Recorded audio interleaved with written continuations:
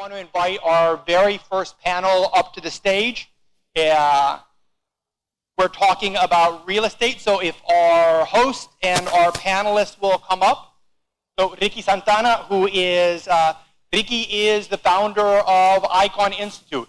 And if you don't know him, I would be tremendously surprised because Ricky's whole purpose of being is to connect people, right? We also have Federico Stubbe, who's the CEO of PRISA Group. PRISA Group is the $1.5 billion worth of deals around tourism properties, including El Distrito T-Mobile and the property you're in right now. We also have with us today Jacob Ortiz, who is the founder and president of La Brisa Property Management. With that, I'm going to actually let you you know these guys really well. I'll allow you to kind of introduce them and let's get started. Thank you very much, everybody. Thank you for those words. Before I start, I want to acknowledge the presence of my co-founders, Carla Barrera and Happy Walters. In behalf of our group, I want to thank each one of you for being here today. Without you, this would not be possible. To me, it's an honor to share stage with Federico and Jacobo. The underlying topic of Puerto Rico Icon and our is entrepreneurship.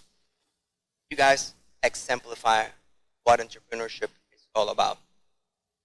Federico from PRISA Group and Jacobo from Las Brisas.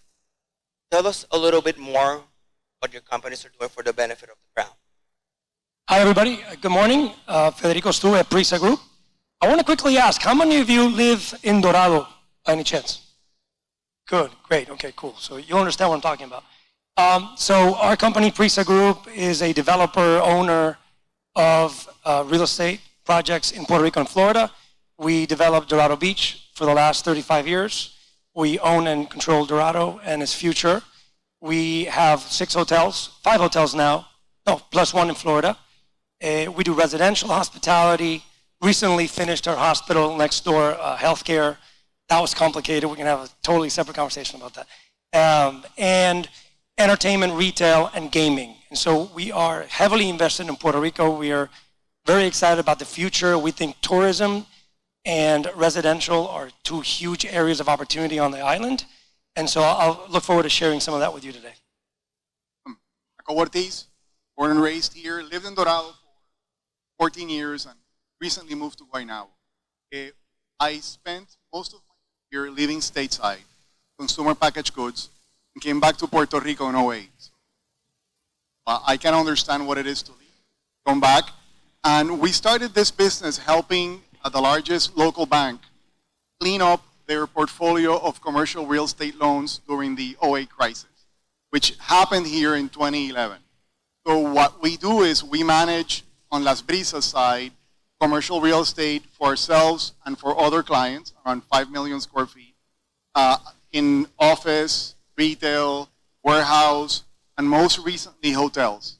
And then we also have an investment side where we find deals that we like and we fix them. Rio Caribe is the most recent one that we're working on, doing a few things, also in Atorrey that we'll talk about. So it's a combination of an asset management firm with an investment firm. So our panel is specifically about impact investment, and I don't think there's projects that can exemplify that better than El Distrito T-Mobile. There's a lot to dive into, but I think what Distrito does is where we have entertainment, gastronomy, and hospitality intertwined. Tell us a little bit more about this. Yeah, a little bit of background, and I'll show you a quick video in a minute about the project. But about 10 years ago, we had 2 hotels in the Convention Center District because we really think San Juan is ripe for innovation and ripe for improvement in infrastructure.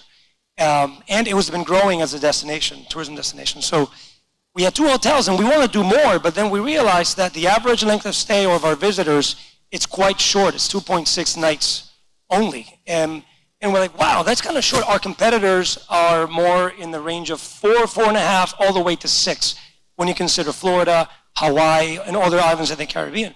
So how can let's focus on that. Let's focus on expanding the experience of San Juan, because after all, people are coming to a destination because of the whole experience, not because of a room. And so one more day we could expand the average length of stay is about $750 million new and fresh money to the economy of Puerto Rico. So let's focus on that, and where else better than entertainment, right? I like to think that when things are doing really well, Puerto Ricans love to party and drink. When we have crisis, Puerto Ricans love to party and drink more than when things are good. And so we were going through so much stuff like entertainment, music, art, gastronomy, artists, and movies. You know, what better than that? So we focused on creating a $250 million entertainment district. We really sought to innovate. We studied, you know, the best in the world, and we partnered with the right people, and we delivered after, of course, many, many, many challenges, including about a week before opening, COVID hits, and suddenly, like, the entertainment world is basically shut down. So very difficult pill to swallow, but we survived. It's doing better than ever.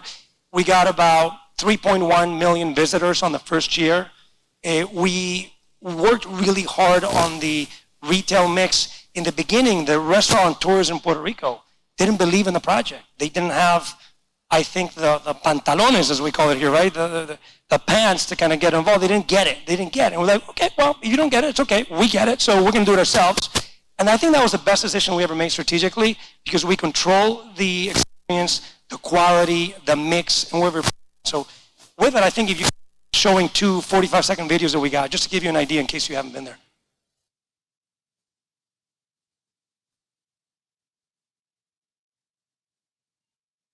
Yep. Oh, yep, sorry, I thought you were.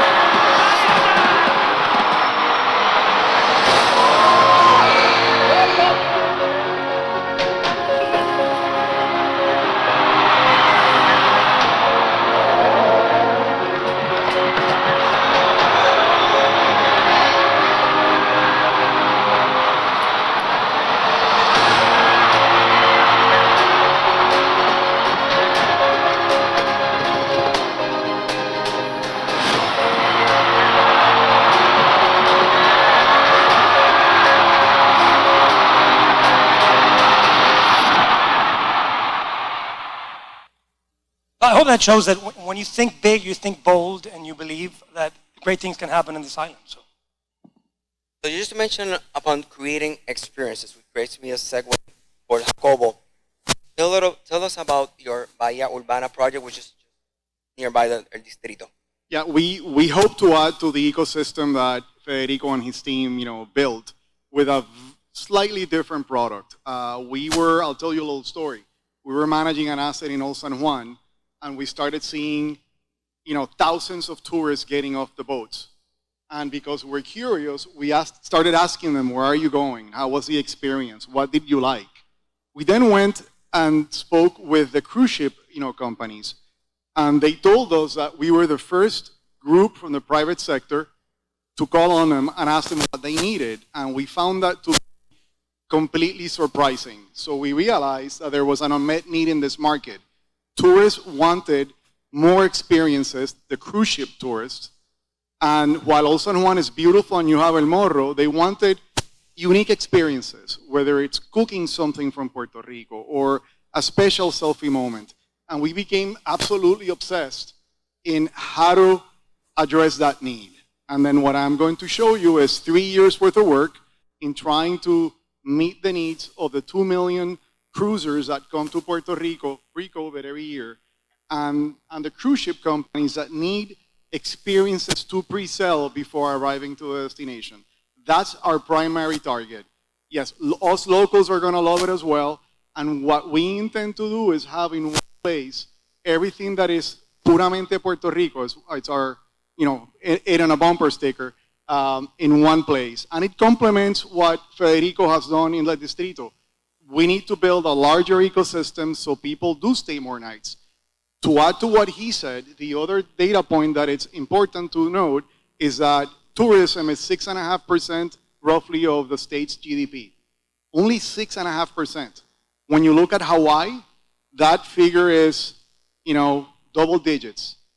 Florida is probably twice, that much. There is no reason why we can't build another, thriving industry in Puerto Rico based on the natural beauty that we have. And I would say the warmest, nicest people in the world. So that is a winning combination. And what we hope to add to that offer is what you're going to see in Bahia Urbana. So if we could play that video as well. You're going to be seeing this for the first time. Piers 6, 7, and 8 in front of the water. We're building a village with a farmer's market like the one in Seattle.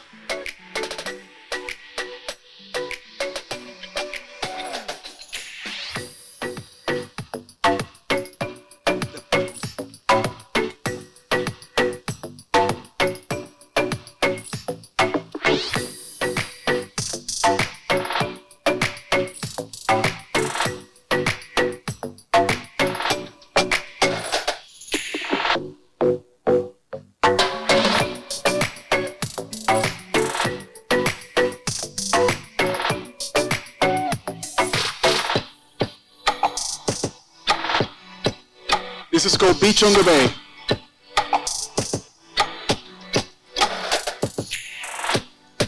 And our Plaza del Mercado, like the one in Seattle or Barcelona, will be right in front of the water with local produce, local artisans.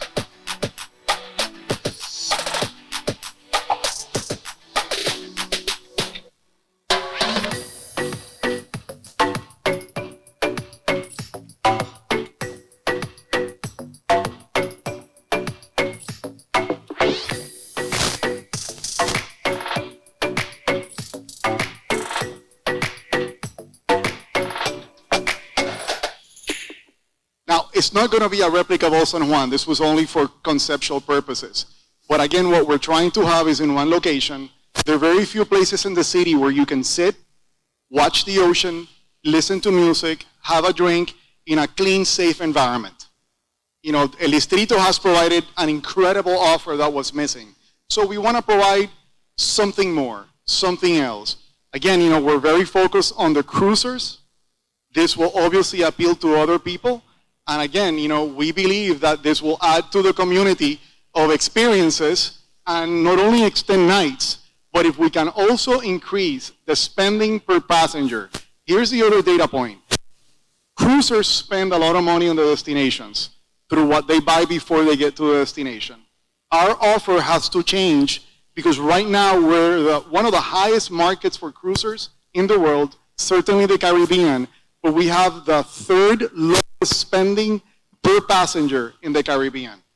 On average, this is dumbfounding, 20% of people don't get off the boat. 20%. That's 400,000 people. And they're spending $90 per passenger, and yet they're spending in Granada. Granada has only beaches and nothing, 120. I don't understand that. So we have to change our offer so that more people can stay and enjoy and extend that stay.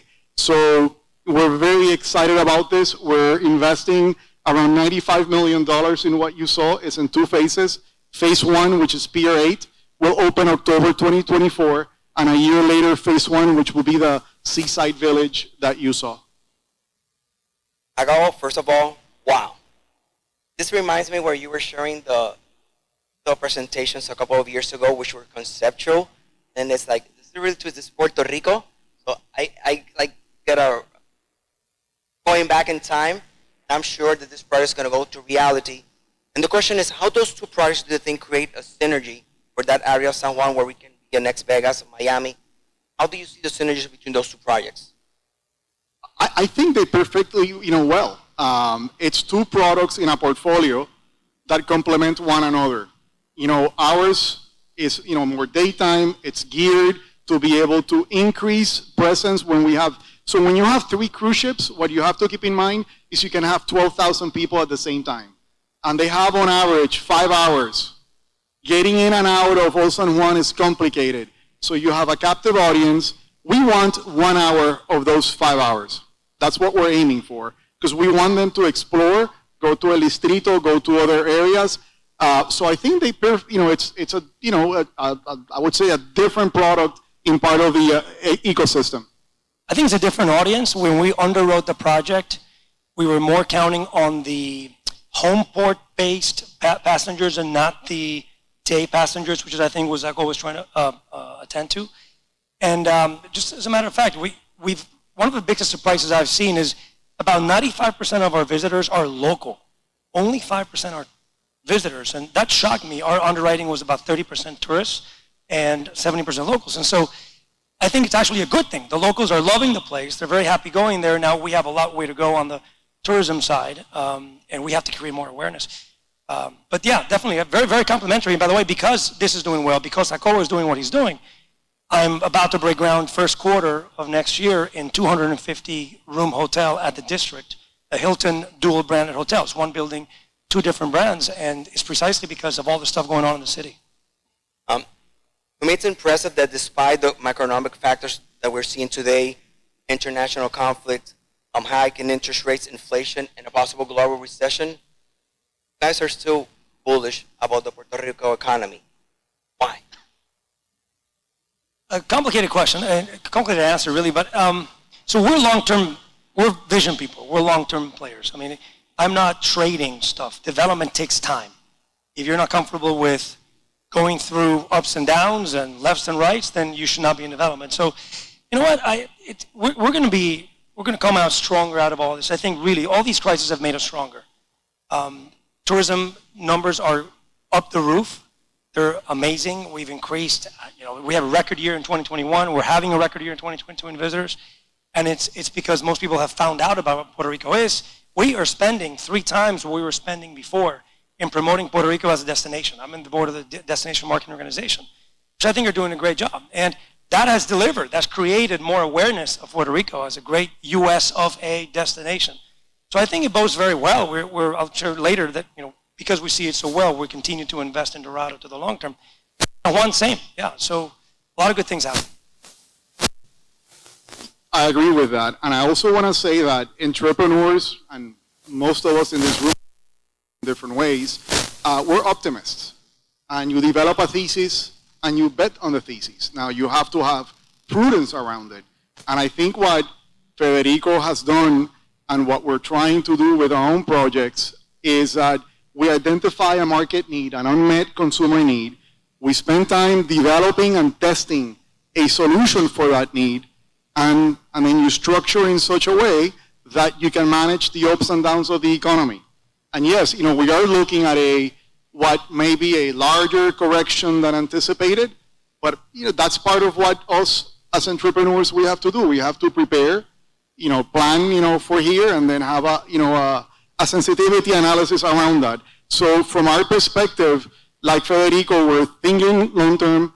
We believe that tourism experiences is fundamental for the success of the industry as a whole, and there are many unmet niches on the island. Paseo Caribe is something that we bought just in March of 2020. Think of the timing. And what we saw there in the retail sector, we saw an unmet need to help condado mothers, that's our niche there, solve all their errands in one place. So what we're doing is we're converting that big plaza. If you want to show the picture, I can show 2 pictures. We're creating a park with benches, water, grass right in front of the water, with little stores, but it's not retail. It's services that condado moms need in one place. So you park when people tell you they love living in condado, they say, I park on a Friday, don't get my car out until a Monday. When you ask them, what about doing your errands? Oh my God, I have to stop in 5 places. And what we want to do is provide the basic services so they can solve most of their errands in one place. So it's about finding a niche and exploiting it. This is Paseo Caribe. Let's go forward and I'll show you just a few renderings. So this is, we're giving it an entrance, creating a little outdoor area, sitting, and then, this is a rendering of the park. Okay, the park. So we're bringing greenery and, and areas to sit. There will be, outside restaurants, indoor restaurants. And again, it's taking a place that hadn't found its rhythm, its soul, and giving it a new purpose, being very, very focused on a niche.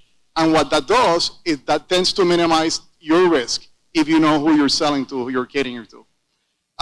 Phase 1 will be done this December, and phase 2, which is the park, will be done next June. Let me add that there's no secret that the government of Puerto Rico provides very strong incentives for tourism development on the island. So for the same reason that many of you are discovering Puerto Rico originally because of the incentives, and now you're loving the place. Well, same here. I mean, there's a great combination of fundamentals, very strong tourism fundamentals, and also very strong incentives from the government. Touching upon that, what do you feel is missing in that ecosystem?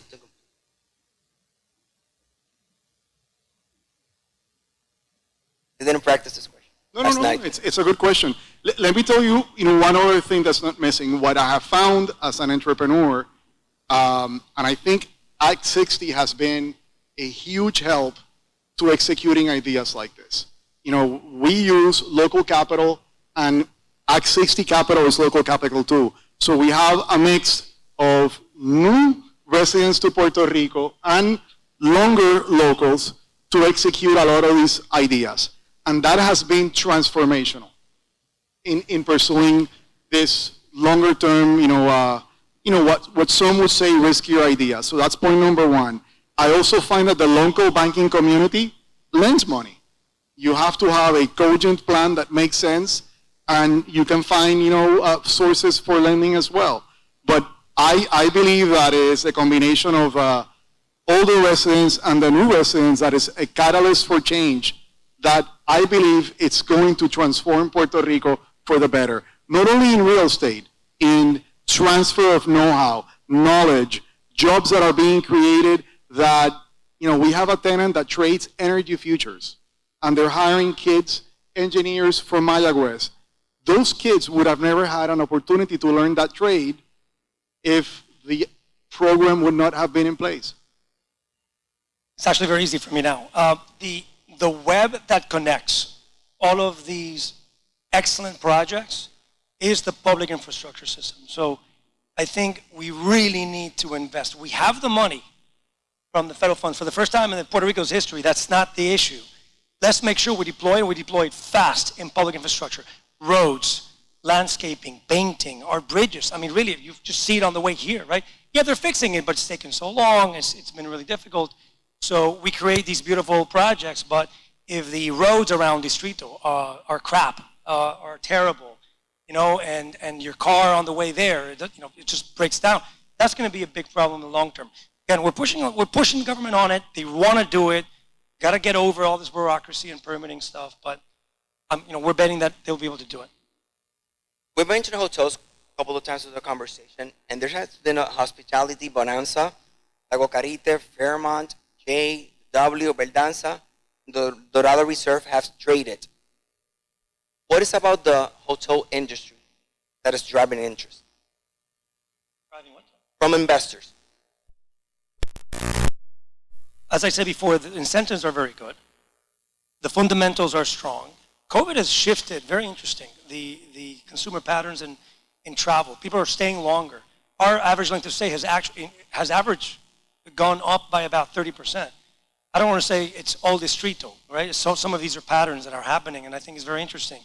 People have more flexibility. I can't get myself around why Airbnb has grown so much on this island. I mean, 40% of our supply and demand for visitors and lodging is short-term rentals. And I think partly it's because of the high barriers to entry to doing hotels in Puerto Rico. It is just difficult building, getting the permits, getting the incentives and all that stuff. But So I think there's opportunity on both sides of the equation, short-term rentals and hotels. But I think, again, the incentives make a big difference. And the fundamentals are there and will continue to be there for the next 5 years, I think. Yeah, I want to add on that. And I think it's as a brand person, it's an awareness thing. For years, Puerto Rico's image stateside was non-existent. Every 4 years, the branding of Puerto Rico would be a different message. Puerto Rico does it better. I was living in the US, Puerto Rico, the island continent, and you can't not build a brand if you have an inconsistent message. So what has changed, I think the work that the DNO has done to invest in a single message, I think COVID and Maria, unfortunately, brought attention to Puerto Rico and that horrible event. And that all of attention, that's TRPs, that's media points, it's awareness. I think people moving to Puerto Rico as well, you guys, is helping. And I think the momentum has certainly changed for the positive. So you couple that with what Federico said, and it starts to create the perfect storm for this industry to continue to grow. And that's the thesis that we're betting on. Before I open, I'm going to do some Q&As. We are in Dorado, resident here for 20 years. It's an opportunity for the public to know what is PRISA doing with the community in the future. Sure. I think Dorado is strongest than it's ever been. And partly, as I was referring to originally, because there's a very long-term vision for this place that we continue to pursue through ups and downs and all the challenges. And B, because of all of you believing and drinking the Kool-Aid and being part of this community. At the end, what we're trying to do is connect people with shared values in a unique way and to generate a better life. I mean, really. So you talk about impact investing, it's what drives us. This community has been many years in the making. We started with the school. The school is undergoing about $12 million in capital improvements that, since we started the school, we haven't spent this much money on it. And so much of it is because of the support that we're getting from our community. I mean, there's great, very charitable families that are coming together and say, we want to be part of this momentum, of this innovation of the school. So we have 900 students, which is a record. Second, the hospital, we spent 16 years developing this hospital. It was more of a contribution to the community than obviously a financial play, right? We wanted to build a world-class healthcare facility for our community that actually saves lives, and like Puerto Rico has never seen. And so we delivered, it's there, we put it in good hands now in Orlando Health. And then in Dorado Beach Resort, I mean, we can't handle the demand still. I'm very happy, in a way, I'm very happy that the resale market is kind of softening a little bit because it's kind of coming back to some sort of, more reasonable reality. We're selling, new homes are selling at a fraction of what these resales are going for, and so it continues to be a good investment. And just to give you an example, we're about to get started in spending $70 million in new facilities and expanded facilities for a resort. It's a huge 5-year effort that we're going to be sharing with our club members later in December. And so if there's any doubt about the uncertainty in the world and where the route is going to go, I can tell you we're doubling down. We're doubling down on this point because we feel very strong, and we know we have all of your support on it. So very exciting times, I think. Questions for the speakers?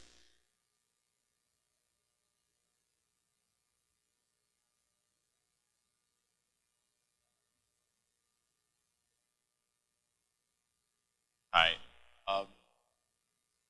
Regarding the conversations you had with the cruise industry about have you had similar conversations with the airline industry? Because I think one of the problems in direct flights to Puerto Rico, if you don't live in an East Coast hub, for instance, if you live in Detroit, you can get to Hawaii faster than you can get to Puerto Rico. And how do we fix accessibility for the rest of the country? I just flew from Austin, and there used to be a direct flight until last week. So I know what you're saying. I think we have to continue building the market. So what comes first? It's a combination of both. And if airlines don't see that we have the volumes, they're not going to bring the extra flights. I know the DMO and the government has been working on this. I don't know if you have any other perspective on this. I think the airline industry is having its own issues with airplane capacity supply. I mean, Boeing and Airbus are not able to, same issue we're having in Dorado for that matter. I mean, we can't deliver enough of our demand. And so it's very complex to figure it out. I hope it stabilizes, certainly. I think the government is very focused. The government pays a lot of these airlines to increase their capacity. And I think the airlines are having the same issue with demand everywhere. It's not just a Puerto Rico sole issue. So I hope it stabilizes within a year, frankly, year and a half. And I think the government is very committed and understands as an island, airlift is the only way in. So they have to continue to invest. And I know they have the funds because we're having record room tax revenues through the tourism company. And they're willing, and we know them very well, they're willing to bet. Once the airlines tell them, okay, I can find the planes to supply the airlift. So it's complicated. Good point. Glenn.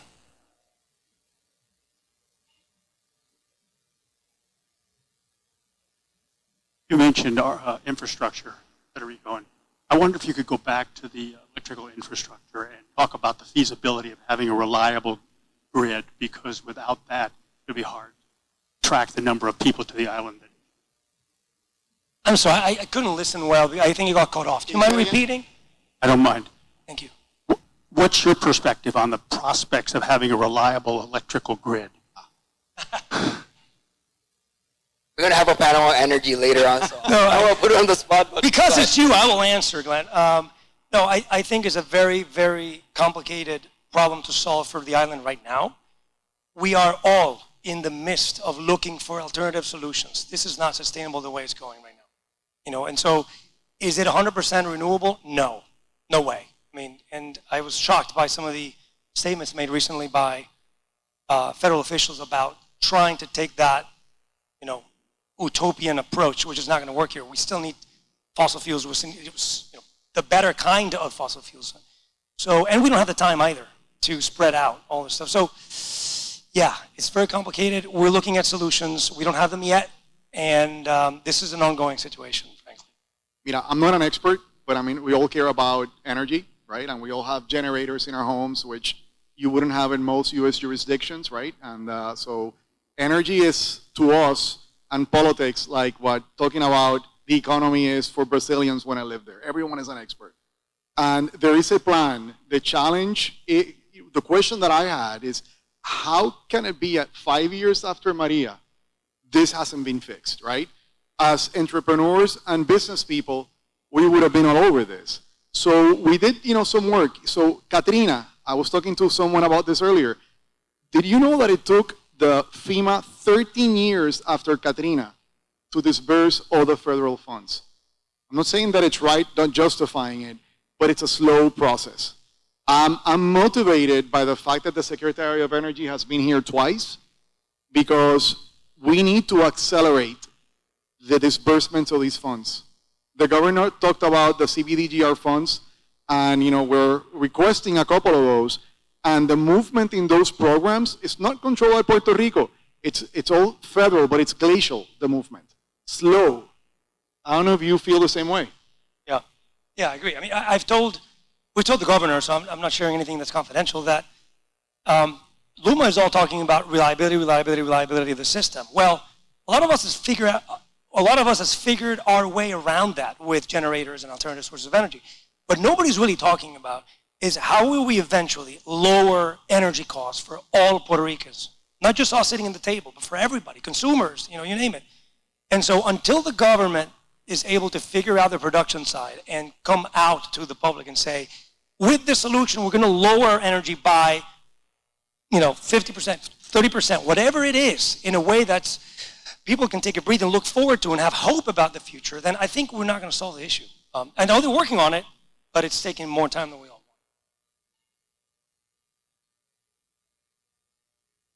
Gentlemen, my name is Pedro Cardona. I'm a local resident.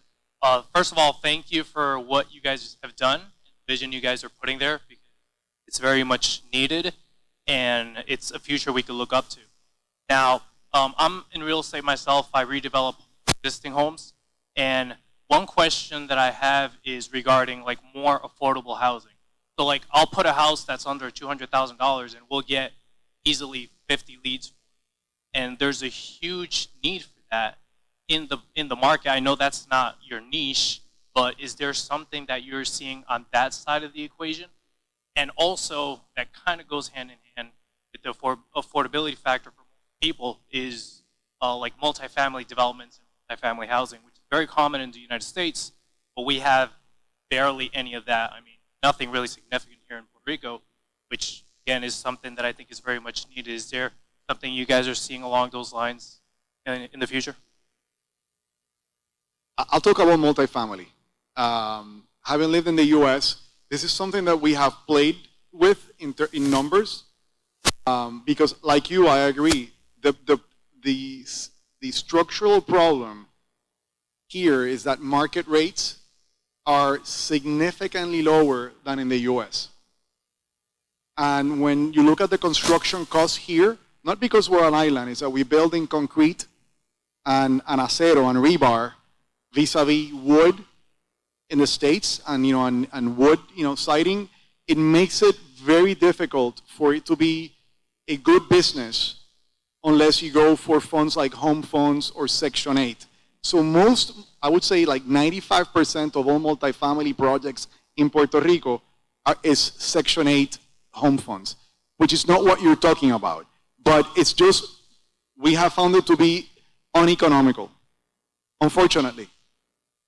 I think there's also a cultural element to it.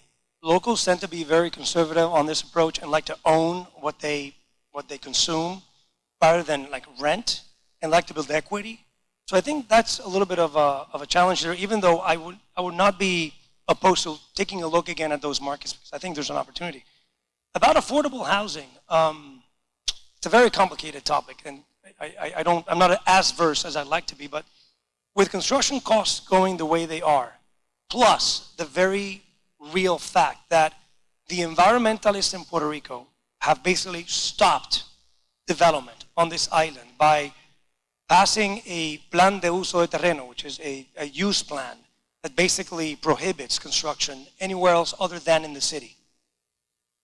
The city has a bunch of challenges, as we all know. Go to many areas of San Juan, Rio Piedras, all those things. The infrastructure you need to make things right, it's very costly. And so I think there's a dual problem: construction costs rising, the permitting issue, and the planning, challenges with developing affordable housing. And I don't know what the solution is. I think the government is trying to raise the affordability thresholds to be able to support with FHA and some other programs. I don't know where that is, but I'm not looking at that market. It's very complicated. So we again, this is a pet project of mine, like you, and what we have found is more economically viable is to take older buildings and rehab them. And there are a lot of older multifamily, these are properties typically that you see in Santurce. They're from the 30s and 40s. So you have to put a lot of money into them. And the average rent is around $500. That's the challenge. And what we have been playing with is, we call it vivienda digna. So it's what we're going for is, we're not trying to gentrify, we're trying to keep la señora que lleva ahí toda la vida paying the $500 and seeing if we can provide dignified housing, that's the name of the project, at $500 per month. So structurally, and still get a cash on cash that is between 8 and 10%. And this is not financeable.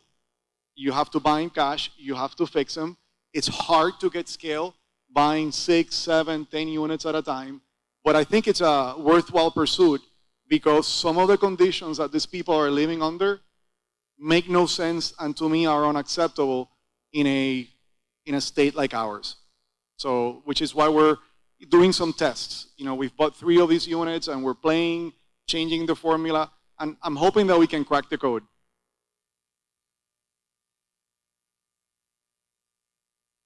So we're running a little late on the agenda, so we're going to wrap this up. A round of applause to our speaker. Thank you, everybody.